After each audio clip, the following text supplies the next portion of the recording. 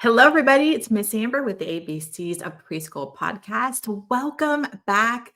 It's a brand new year. It's a brand new chapter. I don't know about you, but I get really excited about the new year.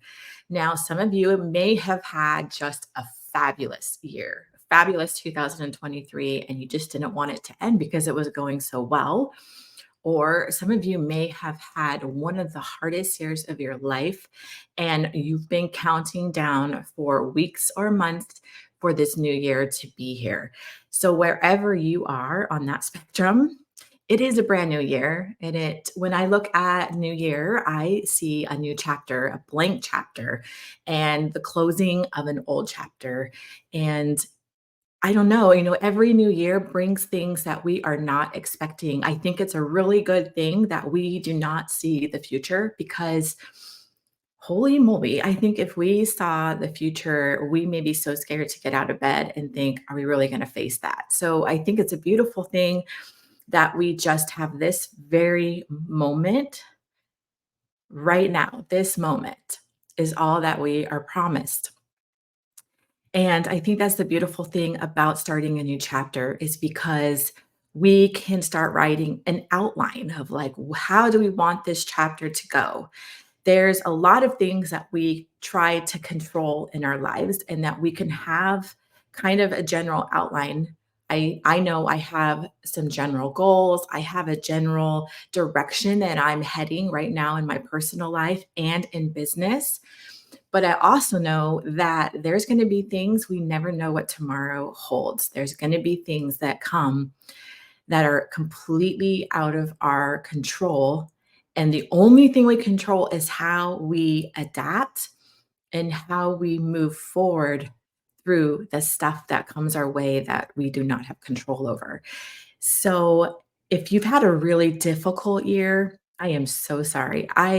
I've been there before with very difficult years of moments, fetal position on the bathroom floor, thinking, I don't know if I can go another day like this. I don't know if I have the strength. I've also had the years that have been pretty extraordinary. And my 2023 was a really amazing year. And I've had a lot of really bad years too. And I think that's just the beautiful, messy part of life. There's always going to be the light, there's always going to be the darkness, there's always going to be the good, and there's always going to be the bad. So, wherever you are at this moment coming into 2024, I think it's really important to honor where you are and give yourself that space and recognition of what you did go through, what you have accomplished, and where you are today as a person.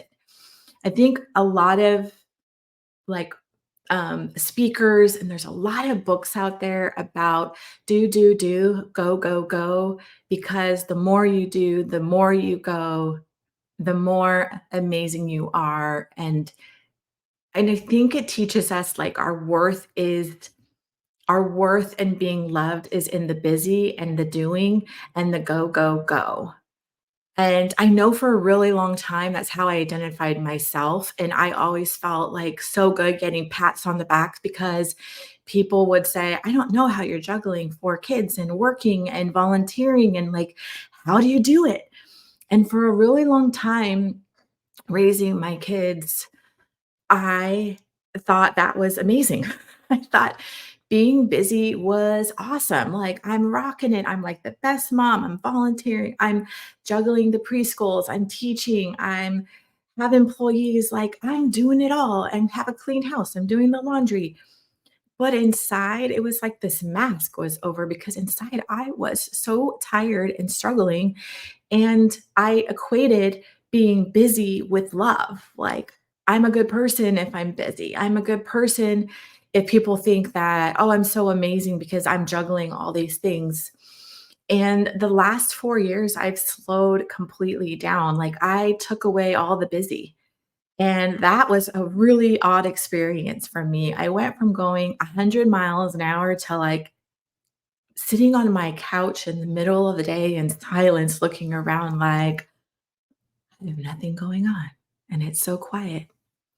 When you have littles, your life is gonna be that quick coaster ride every single day. You're on your toes, you're moving nonstop every single day, and I get it. It's tiring and it's exhausting. So where does the new year fit in for new moms, for you? Where does the new year fit in for entrepreneurs and business owners? I think the new year, and when it comes, it's here. It's blank pages in front of us. And as we dive into this a little bit further, I want to start off with saying you are enough just as you are. And that's something that I've really had to learn. And it took me a long time, I would say the last 4.5 years, to really grasp that. Like, I don't have to stay busy. I don't have to show the world how amazing I am and busy I am and how all the things I can juggle to be loved. I fell madly in love 4.5 years ago, and it was in my sabbatical time. That's what I called it. My kids were older. I had gone through a really traumatic divorce, was really still healing from that. And I knew I needed to step away from my schools for a year. And I had the most amazing team. So I took a 1 year sabbatical and started to learn how to be still, how to be quiet, and how to not have a constant list of things to do for my identity. And it was a process. It's been 4.5 years. And in that process, actually, I fell in love with an amazing man who now is my husband. And I traveled, he's a pilot. I traveled the world. It was just really healing.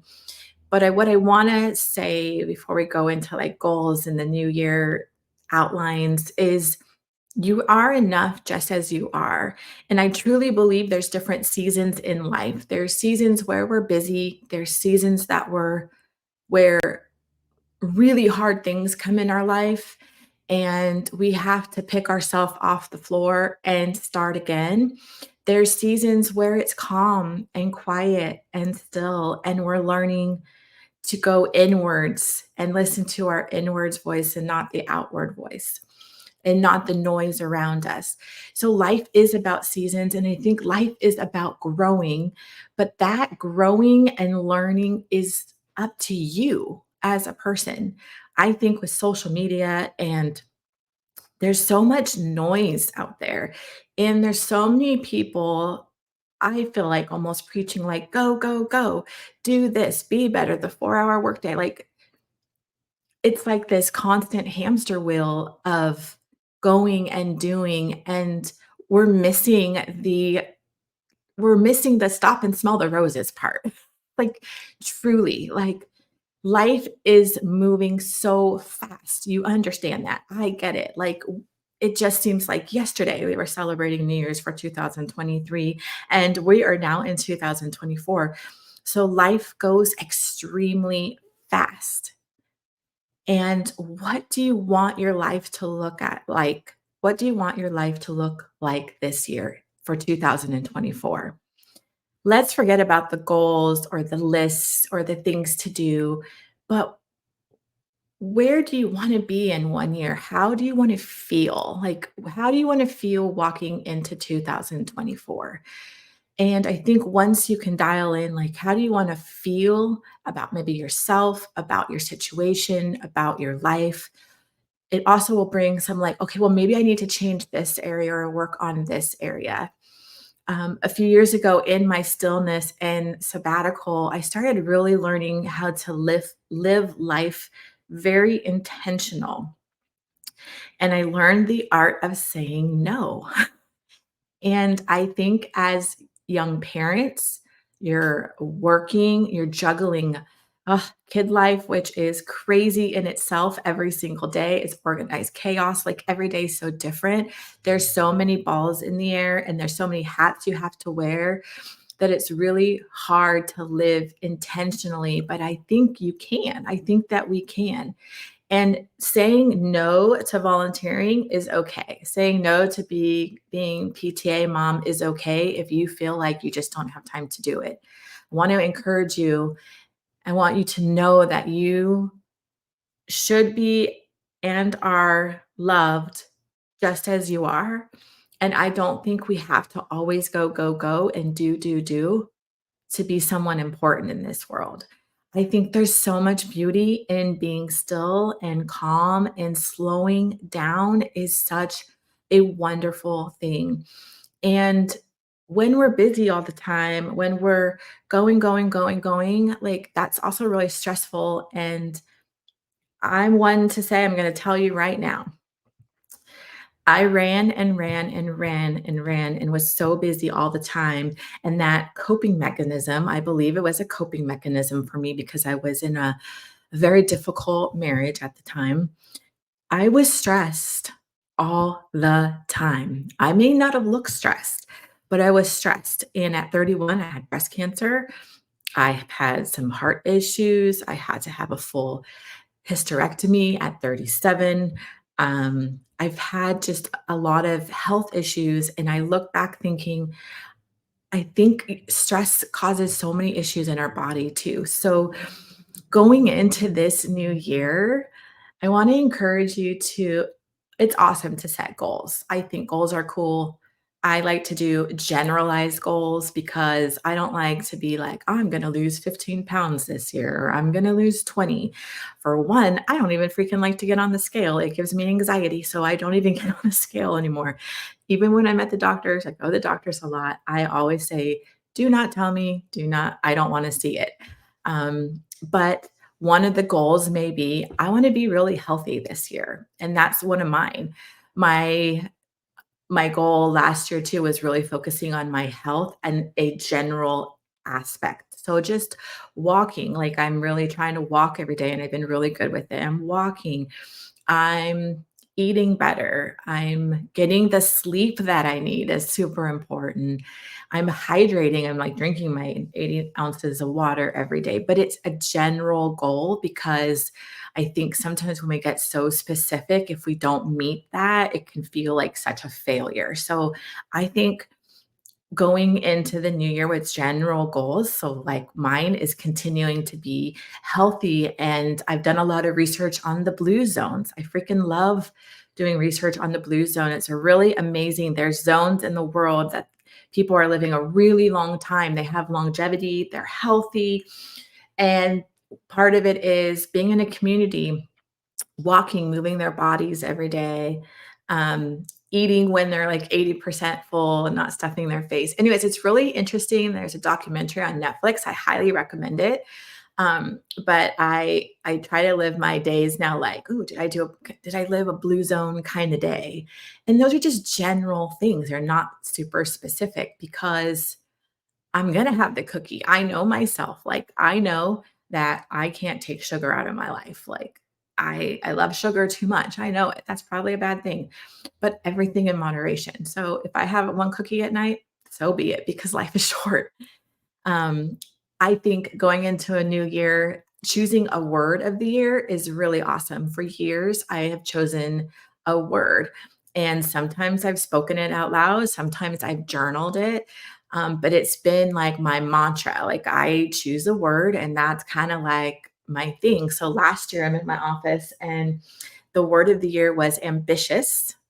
And my theme was I wanted to live an extraordinary life. So that was, and I just can't believe it. I still have it written in my office on my whiteboard, and how fast time is going. It's crazy how fast time is going.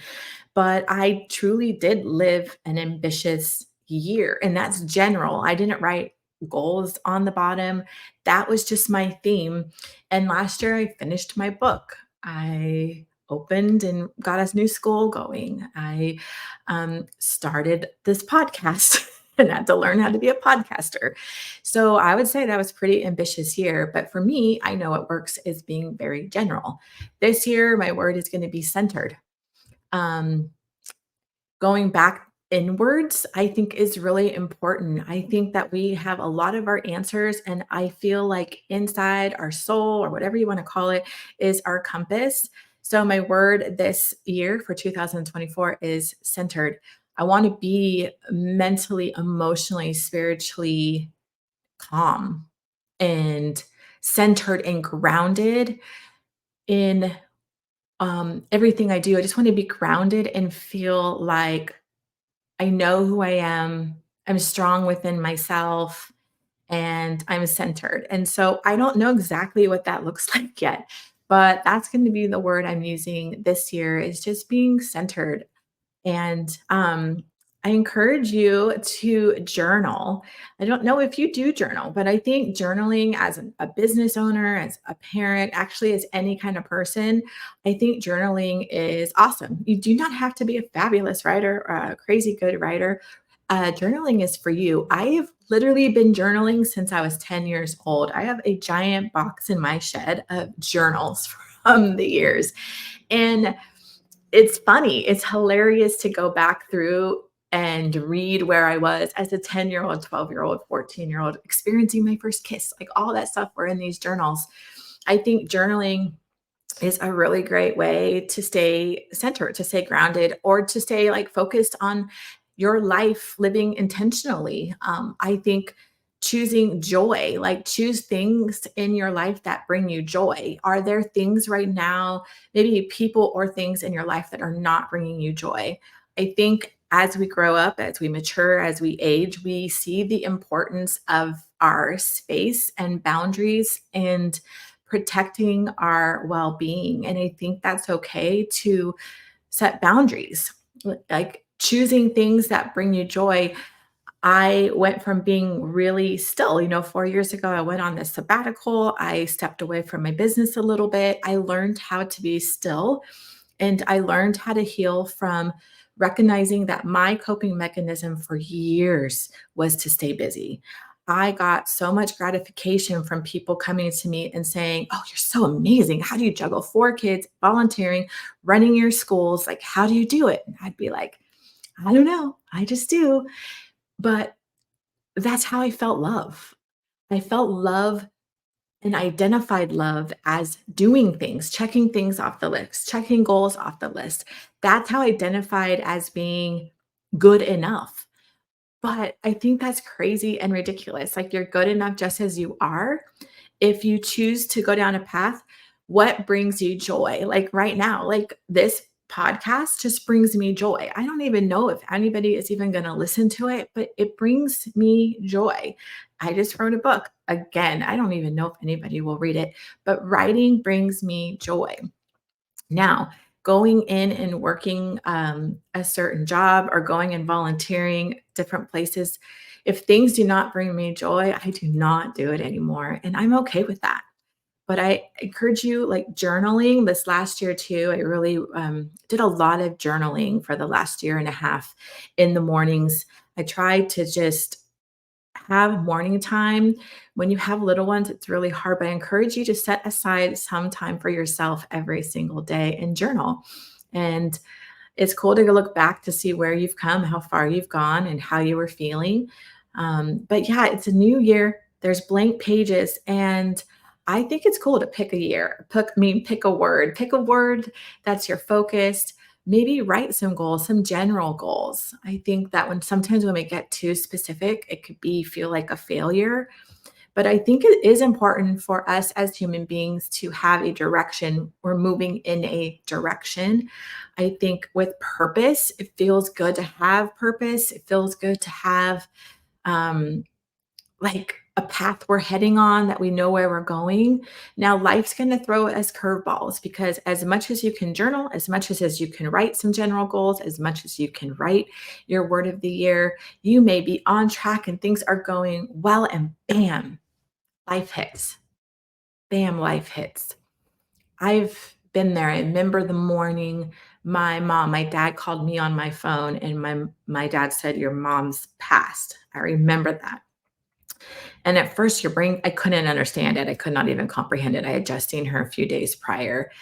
And I remember even saying, "Well, she passed out, call an ambulance. She passed out, call the ambulance." And he's like, "No, you need to come right away. She's passed." And I remember going up, driving to their house. They're 15 minutes from me, seeing the police there and walking in and seeing my mom, who was no longer there. Our body was, but she was not. And life throws us really big curveballs sometimes. Life can be really hard sometimes. So when it's good, I almost look at it now like storing up all the good and all the joy and all the gratitude. So when we are in the mix of the darkness of the really hard, we can pull on all the good lessons we've learned. And life is going to throw us really hard things, even if you plan, even if you pick your word of the year, even if you write out your goals. It's just how are you going to respond to them? What lessons are we going to learn from them?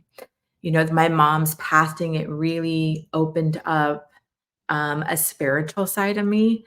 And it was just it's been a beautiful thing. I think that all of us get to figure out life on our own. We all get to pick the paths that make us feel joyful, whether that's spirituality or non or whatever it is. The beautiful thing is we get to be the authors of our life for most part. And what does 2024 look like for you? How do you want to live with intention? What about your business? Like, where do you want your business to be this year? What are some business goals for your business, for your employees? Are you a mama? Like, what are some of your goals? Do you want to get more one time with your babies, individual babies? Do you want to maybe you need more one-on-one time for yourself? And that's okay. I think as moms, as parents, we are so trained to give, give, give. And I think women in general, we are nurturers. We are naturally caretakers. So we give and give and give of ourselves until we are empty. And then I think that's where sickness can come in, stress, anxiety. I think it's okay to pause and take moments just for you because I think that creates a better person. When we as humans can get rest, we can show up better for the ones that we love. So 2024 is here. I hope that it's going to be an amazing year for you. I hope it's going to be an amazing year for me. But with life is going to come the light and the darkness. It's really like that yin and yang symbol. I've really got that a couple years ago of like, you have to have the dark to have the light. If you're coming out of 2024 and it was a rough year, it was like the worst year of your life, I'm truly sorry. But the good news is that you are still here. You are still trucking. And there's a new chapter ready and waiting to be written. And what do you want out of this year? Like, how do you want to feel every day when you wake up? And how do you want to feel when you go to bed? I think taking a good look at our lives and looking at, like, am I living with intention? Like, is this really the life I want? Before I left my almost 20-year marriage, I really had to start looking at this really deeply. And I remember specifically when it was my 5-year cancer anniversary, my doctor said, well, go live your life. And I really had to take a hard look at, like, how do I want my life to be? How do I want to feel when I wake up? Do I want to feel overwhelmed and stressed every morning I wake up? Or do I want to feel eventually loved just as I am? So it's okay to look inwards. I think looking inwards is the key to joy and happiness. I think gratitude is so important. I think journaling and waking up every morning, my husband and I wake up every morning and we start our day with gratitude. He'll say things he's gratitude like thankful for, and I'll say things I'm thankful for. I think it's just a really great way to walk through life of reminding ourselves that even in the hard, there is something to be grateful for. Welcome to 2024. If you're a business owner, if you're a mama, whatever you are, I think in life, I think it's great to journal. I think it's great to set goals and visions and words of the year and like have an idea of where you're heading and how you want to feel and where you want to be, I think it's awesome. So I hope you spend a little time journaling. I know I'm going to journal and kind of make a map of this next year of what I want to do. Maybe you want to go travel. Maybe you want to go take a dance class. Like, do something fun. I think it's cool. But always remember that you are enough just as you are. I think just as humans, it's a good thing to grow. It's a good thing to stretch ourselves and learn, but we don't have to take on so much to be loved and to be enough. I think life is so beautiful that it's okay to stop, smell the roses, stop, plant the garden, tend the garden, spend time outside, go on that walk, sit on the couch and do nothing. I mean, it's okay. Rest is so important. Recharging and being centered and grounded within yourself is so important to be the best version of you. Thank you so much for joining me. Welcome to 2024. Um, cheers. It's awesome, exciting. Make sure to subscribe, and I'll see you here next week.